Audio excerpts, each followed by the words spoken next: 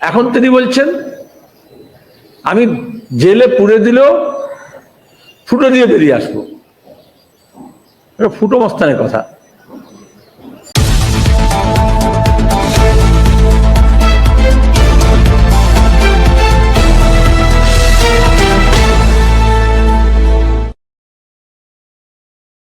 গত কয়েকদিন ধরে হঠাৎ যখন দিনের তাপমাত্রা বাড়ছে, প্রপোর্শনেটলি মুখ্যমন্ত্রীর মাথার তাপমাত্রা বাড়ছে। কথা নেই বার্তা নেই, এমনিতেই মিথ্যে কথা বলেন, তিনি চরম মিথ্যেবাদী যা প্রমাণ করছেন। গতকালই বললেন লাখ লাখ কোটি কোটি মানুষকে খুন করেছে ২৪ বছরে সিপিআইএম।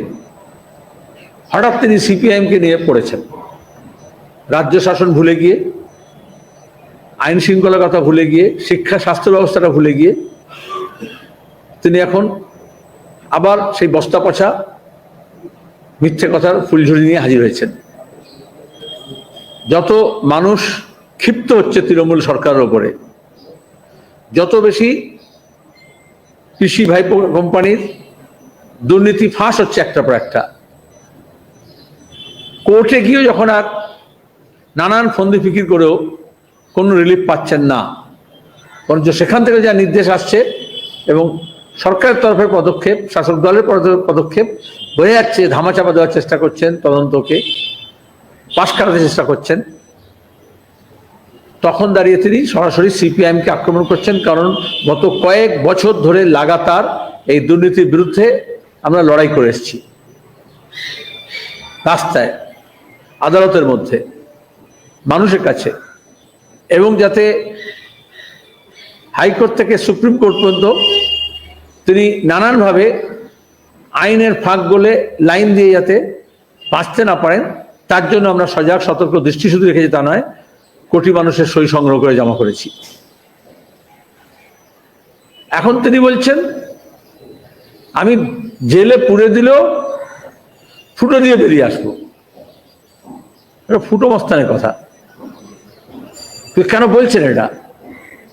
তার যে মস্তান বাহিনী, গুন্ডা বাহিনী, যাদেরকে নিয়ে তিনি যত অপকর্ম করেছেন, শেষ পর্যন্ত পঞ্চায়েত ভোট লুট করেছেন, ১০০ দিনের কাজের টাকা, ঘরের টাকা, রেশনের টাকা, মিড ডে মিলের টাকা, শিক্ষা দপ্তরের টাকা, স্বাস্থ্য দপ্তরের টাকা লুট করেছেন,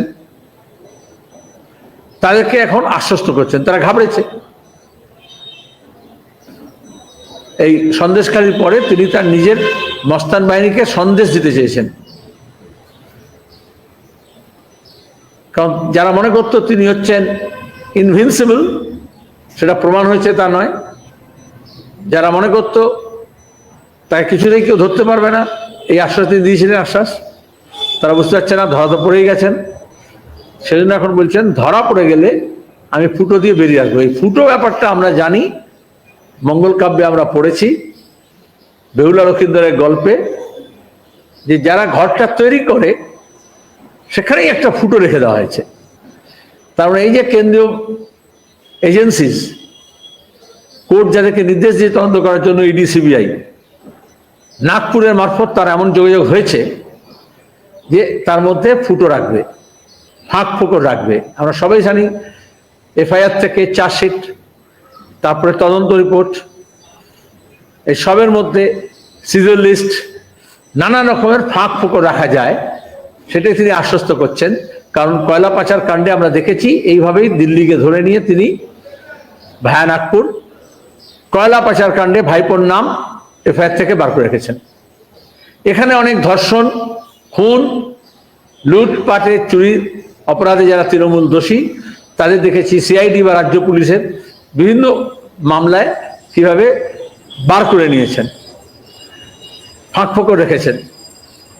আর এই জন্যই অপরাধীরা ধরাছোঁয়ার বাইরে চলে গিয়েছে। তিনি যখন মালদা জেলায় ক্লাস 5-এর 10 বছরের ছাত্রী নির্যাতিত হলো, খুন হলো, দেহ মাথা আলাদা, পুলিশ মন্ত্রী, তিনি এখন তাপস মালিকের কথা বলছেন, যেটা তার বাবা বলে দিয়েছে যে মিথ্যা রাজনীতি হয়েছে তার মেয়েকে কেন্দ্র করে। এখনো কেউ কেউ বস্তা পচা কথা বলে। বুদ্ধদেব তখন বলেছিলেন যে একটা বড় ষড়যন্ত্রের অংশ ছিল এগুলো, মোদিকে সানন্দে গাড়ির কারখানা উপহার দেওয়ার জন্য। এখন যে ঘটনা ঘটছে সে নিয়ে একটা কথা নেই, নিন্দা পর্যন্ত নেই। নদিয়ায় দাঁড়িয়ে তিনি সিঙ্গুরের গল্প শোনাচ্ছেন, হাঁসখালি কথার মনে নেই।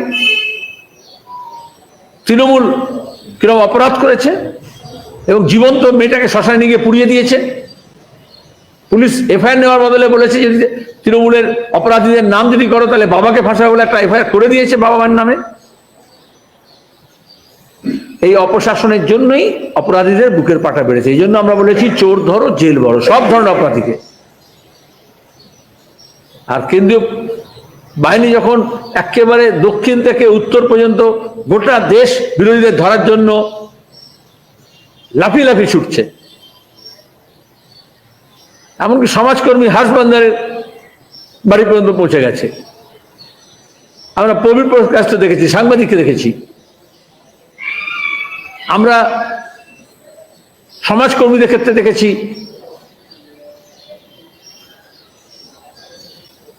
মহারাষ্ট্রের ঘটনায় ভীমা করে গেলে। অথচ এখানে সমস্ত কেস, সমস্ত ডকুমেন্টস একেবারে নারদা কাণ্ড থেকে শুরু করে, সারদা কাণ্ড থেকে শুরু করে এই সমস্ত নিয়োগ দুর্নীতিতে কিভাবে টাকা উদ্ধার হচ্ছে, বামাল সমেত ধরা পড়ছে, মন্ত্রী যে যাচ্ছে একটা পর একটা, কিন্তু সেখানে ইডি সিবিআইকে দেখছি তৎপরতা নেই। গত 2 মাস ধরে দেখছি মিডিয়ারও আর ভাইপোর গল্প নেই, ভাইপোর বাবা মা, এটা হচ্ছে সেটিং। এটা কেন্দ্রের সরকারকে এবং বিজেপিকেও জবাবদিহি করতে হবে রাজ্যের মানুষের কাছে। নানা রকমের ছলচাতুরি আশা করা হচ্ছে। এখন রাজ্যপালের রাজভবনকে ব্যবহার করে যেভাবে আগের বারে করা হয়েছিল, আমরা দেখলাম এই রাজ্যপালও প্রথমে অনেক শাসানি দিলেন যেন নাকানি চৌবানি দেবেন, তারপরে পরামর্শ নেওয়ার জন্য পূর্বতন যে রাজ্যপাল তার সঙ্গে তাকে এখন পরামর্শদাতা হিসেবে দেখছেন, যাকে উপরাষ্ট্রপতি করেছে বিজেপি তৃণমূল মিলে। এ তো পরিষ্কার বোঝা যাচ্ছে, ছবিগুলো ক্রমাগত পরিষ্কার হচ্ছে। আর সেই ছবিকে আড়াল করার জন্য তিনি আবার নাটকে নেমেছেন। গত বছর দেখেছিলাম ধর্ণা দিয়েছিলেন সরকারি খরচায়, সরকারি প্রশাসনকে ব্যবহার করে, রেড রোডে ওপরে যেখানে দুর্গা কার্নিভাল করেন ওখানে মমতা কার্নিভাল করেছিলেন। আর তারপরে ভাইপোকে দিয়ে শহীদ মিনার ময়দানে পুলিশ এবং পিডব্লিউ ডিপার্টমেন্টকে দিয়ে ব্যবস্থা করে, যেখানে শিক্ষক নিয়োগের দুর্নীতির বিরুদ্ধে সবাই লড়ছে, ধর্ণা দিচ্ছে, তাদেরকে সরিয়ে দিয়ে চেষ্টা করেছিলেন। ডিএর দাবিতে যে কর্মচারীরা আন্দোলন করছে তাদেরকে সরিয়ে দিয়ে করার চেষ্টা করেছিলেন। আর গোটা প্রক্রিয়ায় শুরু করেছিলেন কেন্দ্র সরকারের কাছে টাকা আদায় করবো, কিন্তু ওখানে সিপিএম, ওখানে পুলিশ কর্মী, ওখানে সাধারণ কর্মী, ওখানে কর্মচারী, ওখানে চাকরি প্রার্থী, তাদের বিরুদ্ধে যুদ্ধ ঘোষণা করেছিলেন। এবং এখন এটা হচ্ছে বাজেট সেশন, তাহলে টাকা পয়সা যদি কম থাকে, না দিয়ে থাকে, যেটা সত্যি কথা যে টাকা বকে আছে দেয়নি, তাহলে আদায় করবে কোথায়? পার্লামেন্টে এতগুলো অপদার্থ এমপি পাঠিয়েছেন কেন? এখন তো সময় হচ্ছে পার্লামেন্টের ফ্লোরে ব্যবহার করা। তাহলে বিজেপি এবং তৃণমূলের যে এমপিগুলো গিয়েছে তারা রাজ্যের স্বার্থে, মানুষের স্বার্থে, মনরেগার শ্রমিকদের স্বার্থে, বকেয়া টাকার স্বার্থে, আবাস যোজনার টাকা বকেয়া আছে, রাজ্যের যা বকেয়া পানো বলছে, সেটা নিয়ে লড়াই করছে না কেন সেখানে? আর সবচেয়ে মজা যাচ্ছে, যখনই ঘোষণা করেন এরকম কর্মসূচি আছে, ভাইপোটা বিদেশ চলে যায়। গতবারে তাই হয়েছিল, আর এখনো তাই হচ্ছে। এইগুলো হচ্ছে নাটক, এইগুলো হচ্ছে কতটা ডিসঅনেস্টি এবং কতটা মানুষকে লোক দেখানো, লোক ভরানো। আমরা বাজেটে দেখলাম মনরেগায় টাকা বকে আছে একদিকে, যখন বলা হচ্ছে ওখানে মনরেগায় টাকা কমানো হয়েছে গত বছর, এবছরও কমানো হয়েছে। সে সমস্ত বিষয়ে যা সবচেয়ে ভালনারেবল সেকশন, দলিত, আদিবাসী, তপশিলি, মহিলা, শিশু, শিক্ষা, স্বাস্থ্য, কৃষি, গ্রামোন্নয়ন, আবাস যোজনা, এই সব ক্ষেত্রে হচ্ছে সরকারের ব্যর্থতা প্রকট হয়ে উঠেছে। ভর্তুকি কমানো হয়েছে, বরাদ্দ কমানো হয়েছে, একদিকে আয় বেড়েছে সরকারের দেখাচ্ছে, কিন্তু ব্যয় কমিয়েছে। প্রতিদিন আমরা জিএসটি ভরছি, আর যত রকমের আয় বাড়ানোর কৌশল আছে সবসময় বলে কি বলে, দেশকে বিকাশ মে ভাগিদারি। সরকার যাদের প্রয়োজন আছে, যেসব কেন্দ্রে প্রয়োজন আছে, যেসব খাতে প্রয়োজন আছে, সেখানে টাকা খরচ কমাচ্ছে, আর অন্যদিকে সরকার চালানোর খরচ বাড়ছে। কেন্দ্র এবং রাজ্য সরকার দুজনেরই এই উপঢৌকন, তারপরে নানা রকমের এস্টাবলিশমেন্ট কস্ট, জাঁক জমক, দেখ নাই, চেক নাই, রোষ নাই, সেখানে খরচ বাড়ছে। আর যেখানে পুষ্টি যোজনা, যেখানে আবাস যোজনা, সেগুলোতে কমছে। আমরা কবে থেকে বলেছি শিক্ষা পে বাজেট কা, শিক্ষা কা ও খরচা हो, बजट का 10वां हिस्सा हो, বাজেটের 10 ভাগ হওয়া উচিত। 90 দশকের গোড়ায় বলা হয়েছিল যে বাড়ানো হবে, এখন হচ্ছে বাজেটের 2.5% শিক্ষায়। আর শিক্ষা দরকার কি? স্কুল কলেজ বন্ধ করে দিচ্ছে, বিশ্ববিদ্যালয় বন্ধ করে দিচ্ছে, সেন্ট্রাল ইউনিভার্সিটি হোক বা স্টেট ইউনিভার্সিটি হোক, হাজার হাজার পদ খালি আছে।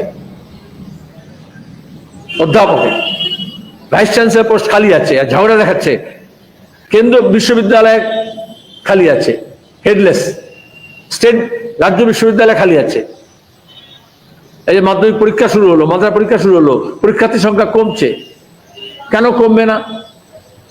আজকের হিসেবে 40% গ্র্যাজুয়েট বেকার। তাহলে একটা বার্তা চলে গিয়েছে, পড়াশোনা করে হবে কি? খুবই মারাত্মক। ফিউচারের জন্য ইনভেস্টমেন্ট হচ্ছে শিক্ষায়, সেই শিক্ষাকে তুলে দেওয়া হচ্ছে।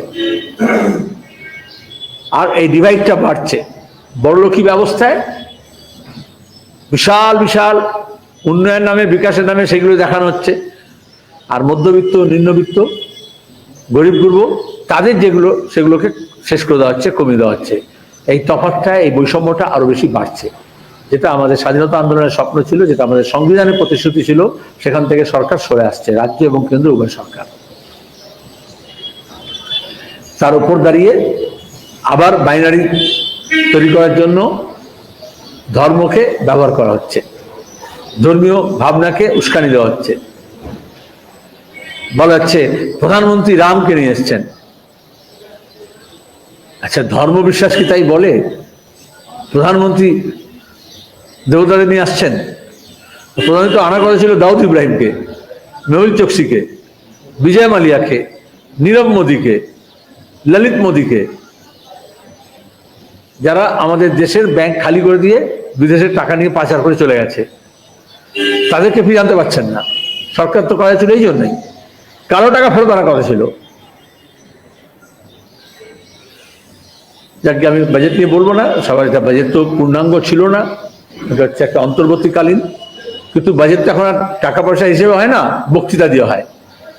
বক্তৃতায় একটা নির্বাচনী প্রচার করার কৌশল হিসেবে ব্যবহার করা হয় বাজেটের বক্তৃতাকে। কিন্তু সেখানেও তারা সফল হলো না। মানুষ চাইছে বেকারি থেকে মুক্তি, কৃষক চাইছে ফসলের দাম, মজুর চাইছে তার কাজ আর মজুরি, 100 দিনের কাজের টাকা আদায় করার কথা, নাটক নয়। যারা চুরি করেছে, জোচ্চুরি করেছে, তাদের শাস্তি দরকার। কেন্দ্র সরকার সেটাও করছে না।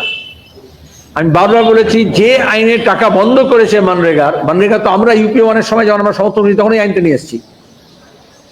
সেই ধারার আগে আছে যে ডিফলকেশন হলে, এটা সরকারের সবকটা বাজেটের প্রভিশনে তাই থাকে, যেখানে সরকারের বাজেট থেকে খরচা হয়, যদি কেউ টাকা মিসঅ্যাপ্রোপ্রিয়েট করে, ডিফলকেশন হয়, চুরি হয়, তাহলে তার বিরুদ্ধে ব্যবস্থা নিতে হবে, তদন্ত করতে হবে, অভিযোগ দায়ের করতে হবে, ডিপার্টমেন্টাল প্রসিডিংস করতে হবে এবং ক্রিমিনাল অফেন্স হিসেবে প্রসিড করতে হবে।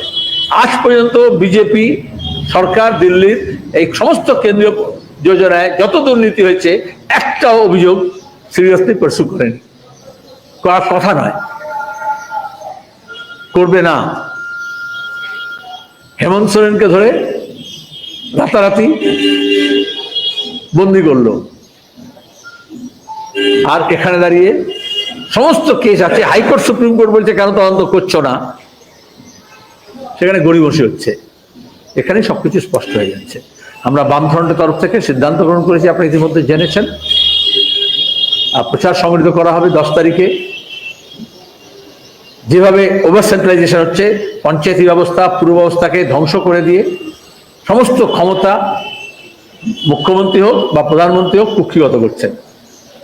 যুক্তরাষ্ট্রীয় কাঠামোর বিরুদ্ধে, এটা ডিসেন্ট্রালাইজেশনের বিরুদ্ধে, পঞ্চায়েতি রাজ সিস্টেমের বিরুদ্ধে। মানুষের হাতে ক্ষমতা দেওয়ার কথা আমরা বলেছিলাম। ফাইন্যান্সিয়াল রিসোর্সেস এবং হিউম্যান রিসোর্সেসকে আমরা নিচে নামানোর চেষ্টা করেছিলাম। এখন সেখানে উল্টোটা করা হচ্ছে, সবটাকে ওভার সেন্ট্রালাইজেশন করা হচ্ছে। তার বিরুদ্ধে আমরা বলবো। এবং বিভিন্ন রাজ্যের ক্ষেত্রে আমরা দেখেছি যে কেন্দ্রীয় সরকার তার এজেন্সি অন্যায় কতগুলো ব্যবস্থা করছে। রাজ্য সরকারের যে এখতিয়ারভুক্ত এলাকা আছে সেখানে কেন্দ্র সরকার হস্তক্ষেপ করছে। সেসব নিয়ে গোটা দেশে হবে। এবং আমরা 10 তারিখে বামফ্রন্ট করব পশ্চিমবঙ্গে। আমরা এখানে এ রাজ্যের দুর্নীতিগ্রস্ত সরকার এবং তার দুর্নীতির বিরুদ্ধে যেরকম লড়াই করব, এখন রাজ্যের এবং রাজ্যের মানুষের যে পানাগণ্ডা আছে সেটা নিয়ে আমাদের লাগাতার যে লড়াই চলছে। আগে পার্লামেন্টের অভ্যন্তরে করতাম, এখন পার্লামেন্টের বাইরে রাখলেও সড়ক দিয়ে করা হবে। এবং পার্লামেন্টে এমন লোকজনকে পাঠাতে হবে যারা দাঁড়িয়ে এই নাটকের বাইরে রাজ্যের জন্য, রাজ্যের মানুষের জন্য পার্লামেন্টের মধ্যে লড়াই করতে পারে। আমরা গোটা রাজ্য জুড়ে বামফ্রন্ট বিস্তারিতভাবে জানিয়ে দেবে। আমাদের 7-8 রাজ্য কমিটির বৈঠক আছে, তারপর আমি প্রেস কনফারেন্স করবো একবার 8 তারিখে, তখন জানাবো। এত আগে তো ভুলে যাবে। আমাদের প্রচার কর্মসূচি হবে মানুষকে সঙ্গে নিয়ে সর্বত্র গোটা রাজ্য জুড়ে। এখন যেহেতু পরীক্ষা, এখন তো বড় জমায়েতের প্রশ্ন নেই। এটা ন্যায় যাত্রা করছে ভারত জন্য যাত্রা, তাতেই কত বাধা বিপত্তি দেওয়া হচ্ছে। মাইক ব্যবহার করতে পারবে না, রাস্তায় বেরোতে পারবে না, হাত নাড়তে পারবে না। প্রধানমন্ত্রী ঢং করতে পারেন, মুখ্যমন্ত্রী ঢং করতে পারেন, কিন্তু মানুষকে নিয়ে যখন সংগঠিত হবো তখন নানা রকমের বাধা বিপত্তি হচ্ছে। আমরা সে সমস্তকে মাথায় রেখেই, আর পরীক্ষা মানে তো আমাদের সময় হয়েছিল এত বেশি পরীক্ষার্থী বাড়ছিল, প্রত্যেক ঘরে পরীক্ষার্থী ছিল, তখন মাইকের ব্যবহার বন্ধ করা হয়েছিল। এখন তো পরীক্ষার্থী কমে যাচ্ছে, মাধ্যমিক এবং মাদ্রাসা বোর্ডের পরীক্ষার্থী কমে গিয়েছে, আর একটা পরীক্ষা ঠিক মতো নিতে পারে না। আজকেও অভিযোগ এসছে, পরীক্ষা শুরু হওয়ার কয়েক মিনিটের মধ্যে জানা গিয়েছে যে মোবাইলে ঘুরছে প্রশ্নপত্র লিক করেছে। সবকটা পরীক্ষা যখন থেকে মমতা ব্যানার্জি সরকার এসছে, একটাও পরীক্ষা সুষ্ঠু হয় তারা, সে চাকরির পরীক্ষা হোক আর স্কুল লিভিং পরীক্ষা হোক।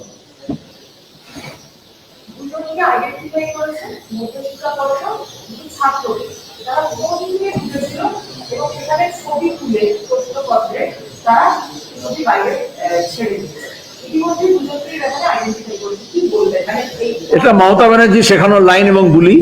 যখনই কোনো বড় অপরাধ হয় তখন ওটাকে সাজানো সামান্য ছোট ঘটনা বলে, সে পার্কস্ট্রিটের রেপ কাণ্ড থেকে আমরা দেখেছি।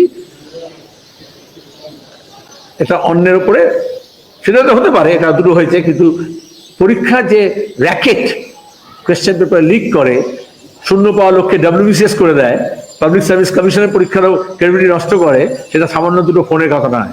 সেটা হচ্ছে একটা গোটা এডুকেশন ডিপার্টমেন্টে একটা র্যাকেট, যার জন্য শিক্ষামন্ত্রী জেলে।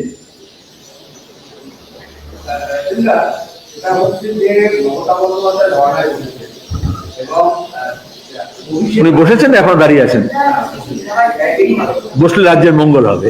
ঠিক আছে, যত বসেন তত ভালো।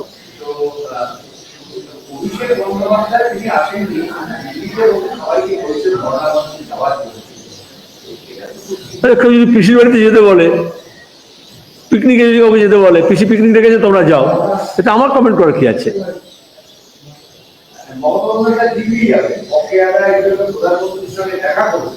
এটা বলতে পারো ভাইপো দিল্লিতে আছে, উনি কলকাতায় আছেন, ভাইপো যখন পিসি যখন দিল্লি যাবেন, ভাইপো তখন কলকাতায় আসবেন না? দুজনে একসঙ্গে যাবেন, প্রধানমন্ত্রীকে বলবেন যে একটু ভাইপোকে দেখো, রক্ষা করো।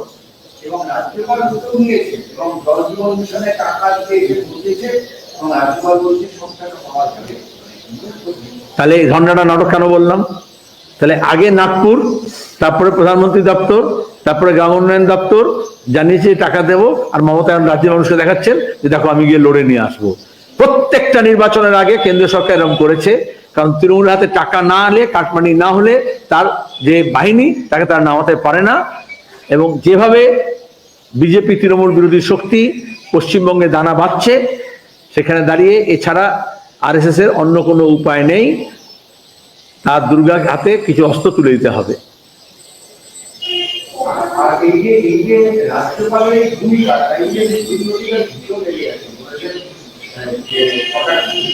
ঘরোয়া কোদলের মধ্যে আমি নেই, ঘরোয়া কোদলের মধ্যে আমি নেই। আর সাংবাদিকরা কি করে ওই ভদ্রলোককে, যদি আরো ভদ্রলোক থাকে, তার নাম উচ্চারণ করে? পৃথিবীর যে কোনো দেশে উনি যে শব্দ অপশব্দ গালাগাল ব্যবহার করেছেন, তারপরে অন্তত যে কথাগুলো ভদ্র সমাজে মুখে আনে না, সেখানে ওই অভদ্রটা যখন ওই শব্দগুলো মুখে এনেছে, তারপরে তার নামটা ভদ্রলোকেরা উচ্চারণ করে না।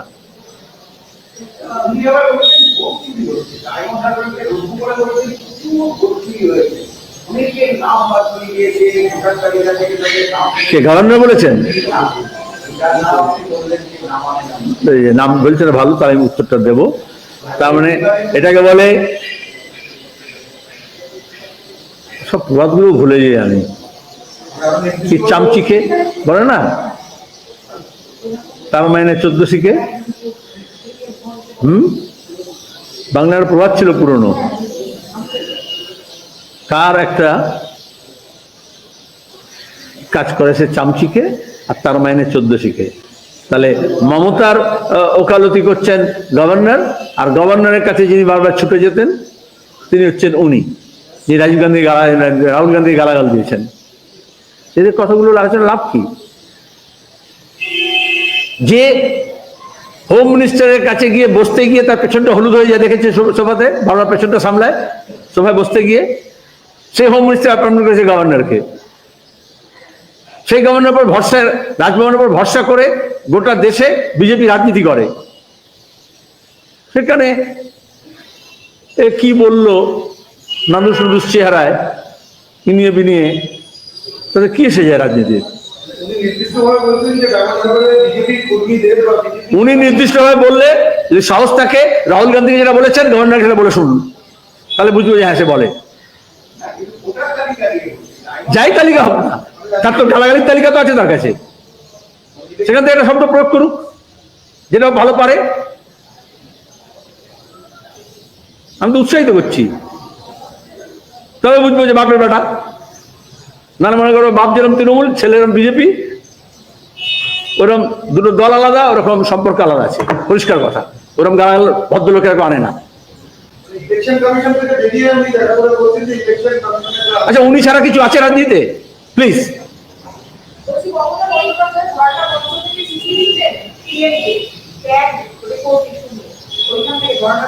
আপনাদের ধারণা আছে যখন বামফ্রন্ট সরকার ছিল তখন বন্ধ কারখানা খোলার দাবিতে মমতা ব্যানার্জি এরকম মিটিং করছিলেন, নাটক করছিলেন, এবং এরকম বাজপেয়ী সরকার ছিল, আর বলছিলেন এই ফ্যাক্স চলে এসছে। এই সময়ের মধ্যে কারখানা বন্ধ হয়েছে সেন্ট্রাল গভর্নমেন্টের, প্রিন্টিং প্রেস হাওড়ায়। মাত্র ক বছর আগে আমরা লড়াই করে সেটাকে আধুনিকরণ করা হয়েছে। একটা কথা বলেছেন, শুধু হাওড়া শহরে যেখানে নবান্ন আছে 4টি পাবলিক সেক্টর কোম্পানি বন্ধ করেছে কেন্দ্র সরকার। লিখুন চিঠি। এখনো দাঁড়িয়ে কেন্দ্র সরকার বলেছে এই বাজেটেও 50,000 কোটি টাকা তারা তুলবেন কারখানা বেচে দিয়ে, সব বেচে দিচ্ছে।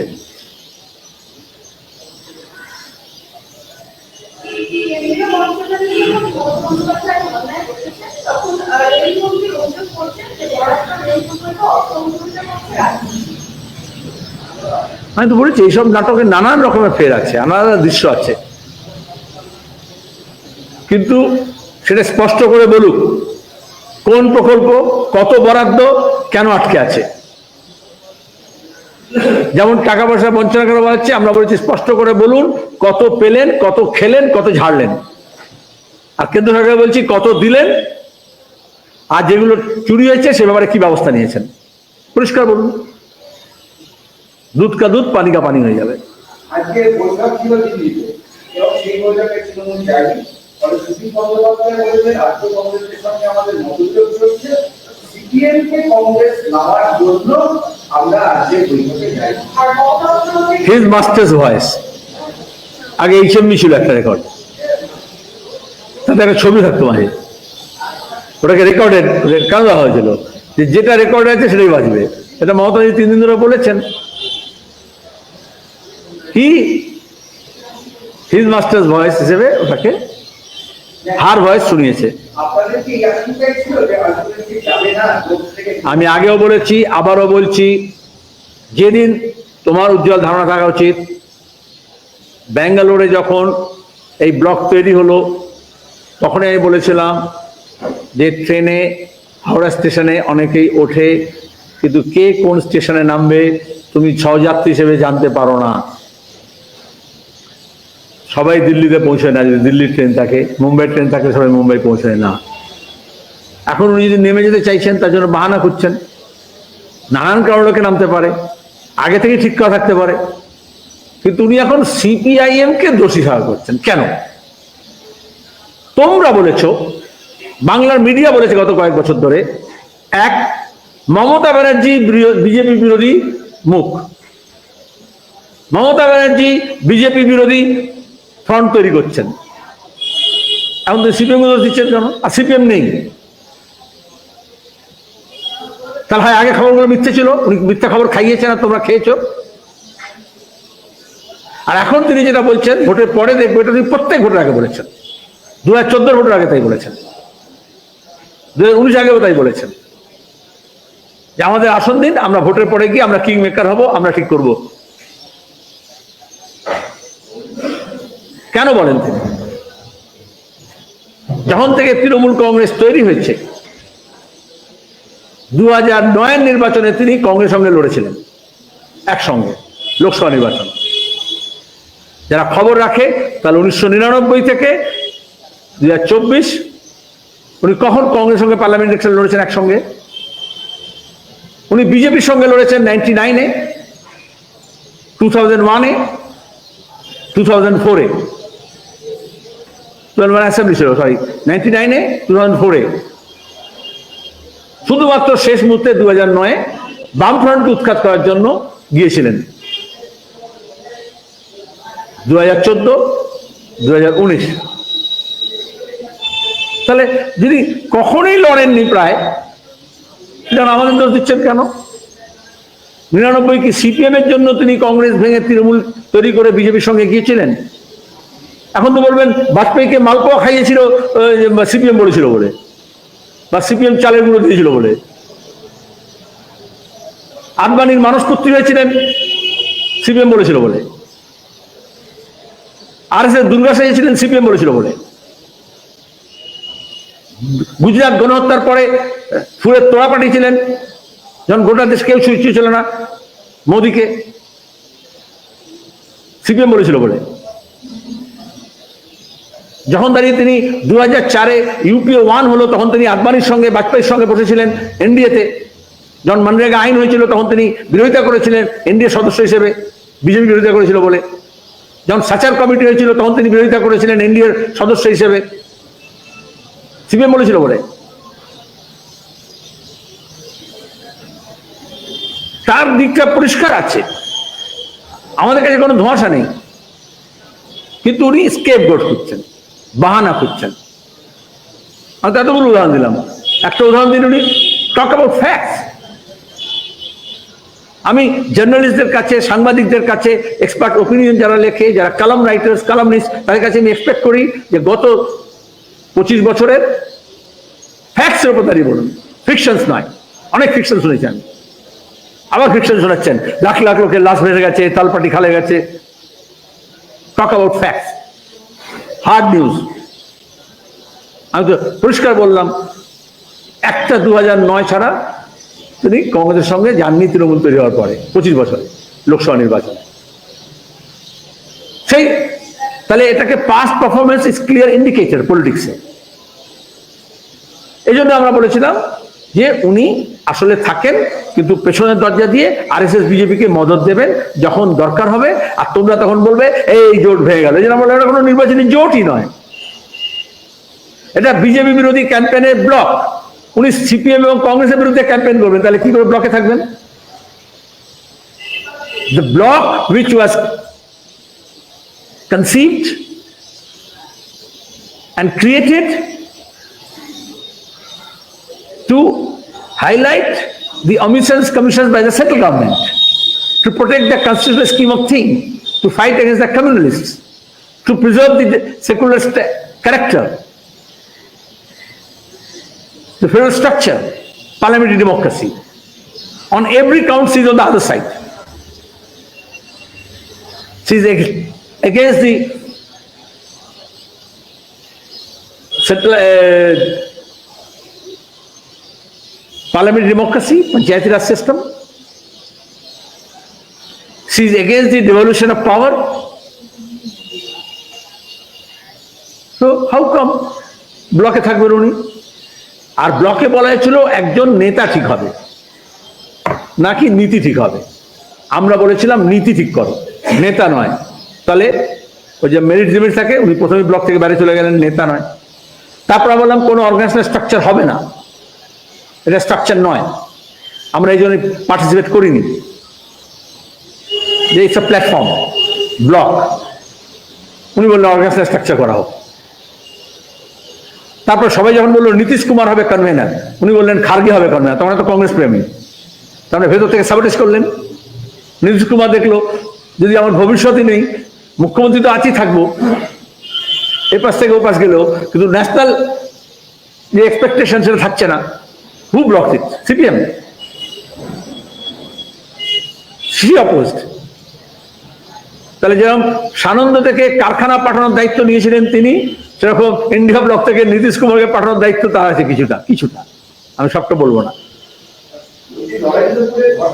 হ্যাঁ, অনেকে অ্যারেস্ট হয়েছে, কিন্তু আরেকজনকে দেখছি যিনি ছিলেন এবং প্রধান শিক্ষক, তাদেরকে ফিরে পাওয়া যায়। আদালতের দেওয়া সময়সীমা পার হয়ে যাওয়ার পরেও এখনো পুলিশ কিভাবে দেখে? তুই শাহজাহানের কেস আছে, যেরকম সেন্ট্রাল ফোর্স হোক বা স্টেট ফোর্স হোক, ওই জায়গাটা সোনারপুর ওই চত্বরটা আর একটা মুক্তাঞ্চল অপরাধীদের তৈরি করা হয়েছে তৃণমূলের নেতৃত্বে। বিরোধী শূন্য করার চেষ্টা করা হয়েছে, পঞ্চায়েত লুট হয়েছে। 11 পর থেকে পরপর সব জায়গায় আমাদের কর্মীদের উপর হামলা হয়েছে, আমি নিজে গিয়েছিলাম। অফিস ভাঙচুর হয়েছে গোটা চত্বর জুড়ে। এই ধরনের বিভিন্ন পকেট যেখানে মুক্তাঞ্চল তৈরি করা হয়েছে, সেখানে অপরাধীদের স্বর্গরাজ্য হয়েছে। সেখানে পুলিশ অপরাধীদের পাহারা দেয়, অপরাধীদের ধরে না।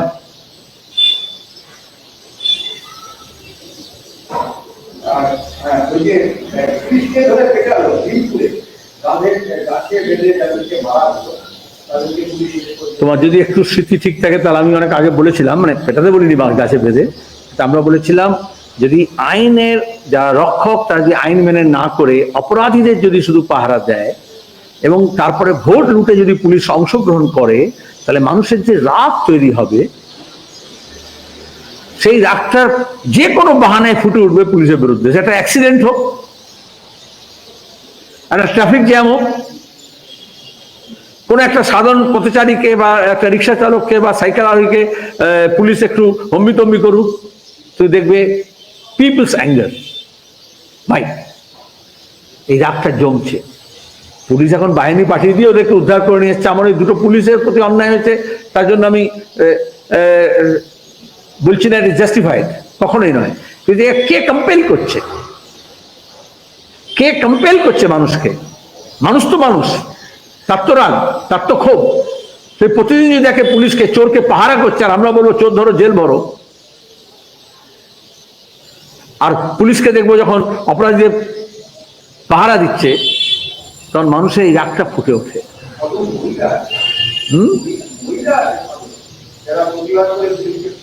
মহিলাই তো করে সবার আগে। যখন ওই মৌসুমী কাল টুম্পাকে লেগে এসেছিল না, তো ও দিদি বলে ধর্ষণের বিরুদ্ধে বলতে গিয়েছিল, আজ পর্যন্ত জাস্টিস হলো না। তো মহিলা তো সাহস করে বলে, বেরিয়ে আসে। অবলা ভেবো না, দুর্বল ভেবো না। বলছি বিধানসভা অধিবেশনে এই প্রথম রাজ্যপালের ভাষণ ছাড়া বিধানসভা বাজেট অধিবেশন শুরু হলো। রাজ্যপাল ছাড়াই চলতে পারে রাজ্য। রাজ্যপালগুলো যদি সরকারি এই ট্রেড অফের, আমি ভালো করে বললাম, খারাপ শব্দটা বললাম না, কেন্দ্র এবং রাজ্য সরকারের বা কেন্দ্রের শাসক দল এবং রাজ্যের শাসক দলের রাজনৈতিক কাজকর্মের যদি মাঝখানে ট্রেড অফ করার দায়িত্ব নেন, ইন্টারমিডিয়েটের কাজ করেন, তো তার ভাষণে কি এসে যায়? তার রেশন তো চলবে, সে কেন্দ্র সরকারকে খুশি করতে পারছে কিনা আর মুখ্যমন্ত্রীকে খুশি করতে পারছে কিনা, বিশ্ববিদ্যালয়কে তুলে দিতে পারছে কিনা, কথায় কথায় কন্ট্রোভার্সি ক্রিয়েট করতে পারছে কিনা, আর তোমাদের কিছু হেডলাইন সাপ্লাই করতে পারছে কিনা।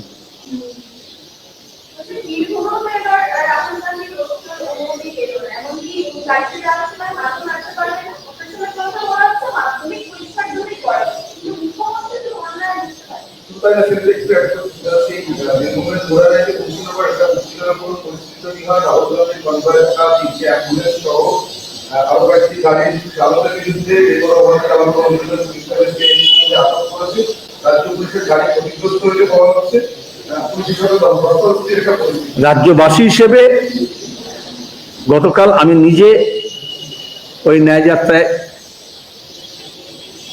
রাহুল গান্ধীর সঙ্গে যখন দেখা করি, স্বাগত জানাই এবং এটাই বলি যে আসামে হেমন্ত বিশ্ব শর্মা, যে প্রাক্তন কংগ্রেস নেতা, দুর্নীতির দায়ে গ্রেপ্তার হওয়ার কথা, বিজেপিতে গিয়ে মুখ্যমন্ত্রী হয়ে ওখানে যেভাবে বাধা বিপত্তি তৈরি করেছেন, মামলা দায়ের করেছেন, সেটা আমরা কখনো পশ্চিমবঙ্গে আশা করিনি। এখানেও কংগ্রেস থেকে ভেঙে যাওয়া তৃণমূল কংগ্রেস, বিজেপির কোলে গিয়ে বসা, তাদের বদান্যতায় এখনো জেলের বাইরে থাকা এবং নবান্নতে বসে থাকা মুখ্যমন্ত্রী নিজের ভাইপোকে বাঁচানোর জন্য যেভাবে পুলিশ প্রশাসনকে দিয়ে, সাধারণ প্রশাসনকে দিয়ে নানান রকমের বাধা বিপত্তি তৈরি করছেন, তোমাদের প্রশ্ন যেগুলো ফুটে উঠেছে, এবং সম্পূর্ণ অগণতান্ত্রিকভাবে। অনেক রকম উদাহরণ আছে।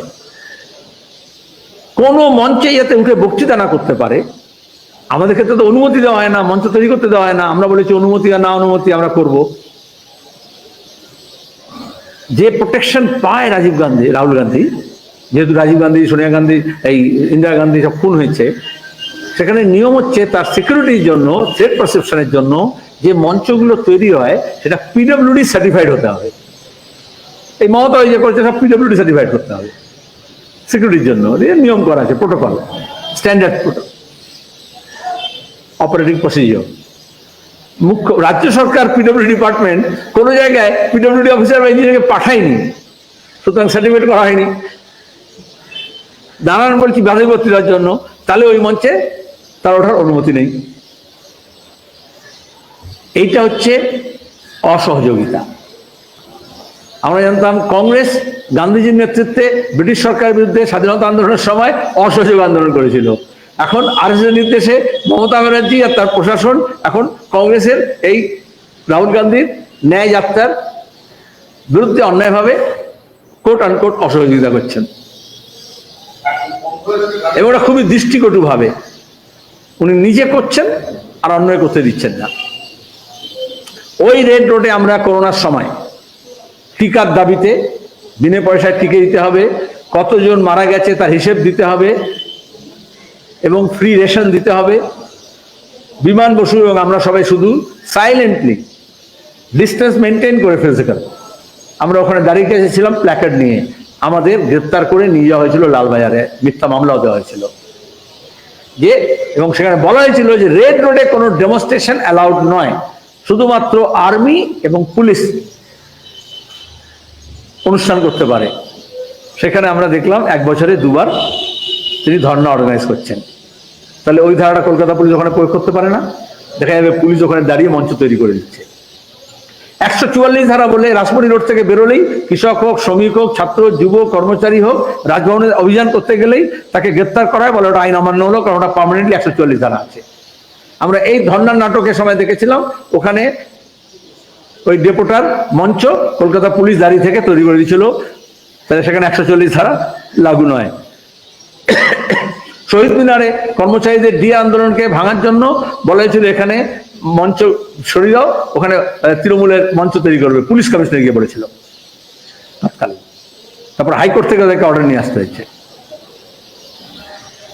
তাহলে এখানে হচ্ছে আইনের শাসন নেই বলতে হবে, বা আইনের ব্যাখ্যা নিজের নিজের মতো করে হচ্ছে।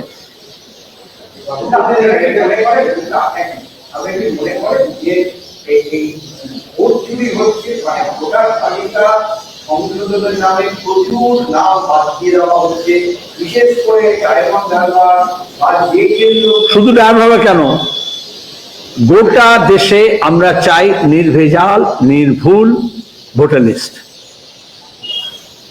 এই মমতা ব্যানার্জি এনডিএর সময় আদবানি শেখানো বুলিতে বলেছিলেন বাংলাদেশিদের নামের তালিকা আছে ভোটার লিস্টে, এবং ভোটার লিস্ট নিয়ে গিয়ে তিনি তৎকালীন ডেপুটি স্পিকার শ্রী আটওয়াল তার মুখের উপর ছুড়ে ফেলেছিলেন।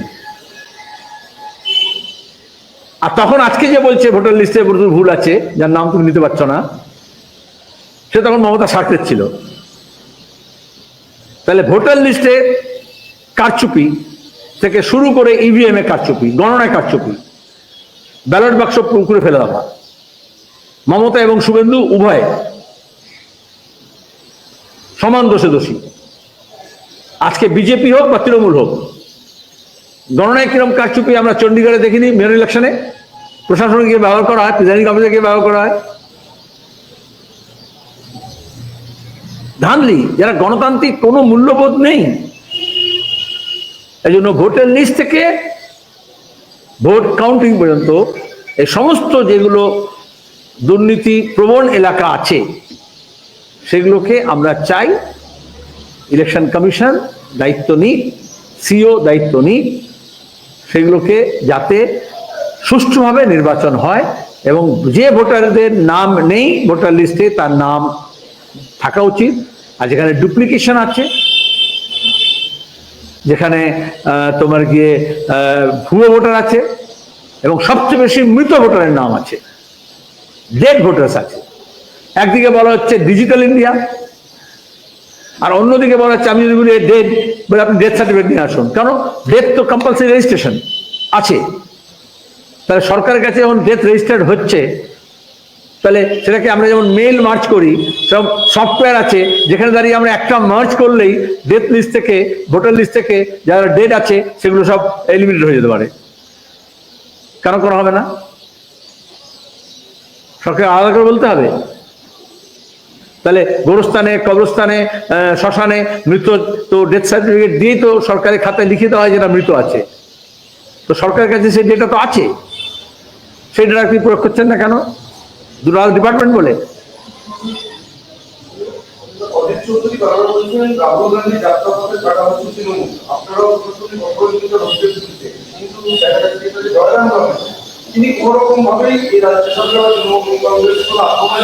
শেখে কার কথা বললে তুমি? আমি আপনি জয় শ্রীরাম শুনছিলাম, তো মাঝখানে শ্রীটা বাদ দিয়ে দিয়েছো। মধ্যপদ লোপী জয় শ্রীরাম হোক। মধ্যপদ লোপী জানো তো, দুটো শব্দের মাঝখানে যে মধ্যপদ থাকে সমস্যা হয় না, মধ্যপদ লোপী। শুনো না, মধ্যপদ লোপী জয় শ্রীরাম হোক, শ্রীটা তুলে দিলে, বা পদলোভী জয়রাম হোক। বাংলার ভবিষ্যৎ বাংলার মানুষ ঠিক করবে, জয়রামও করবে না, জয় শ্রীরামও করবে না। ধন্যবাদ।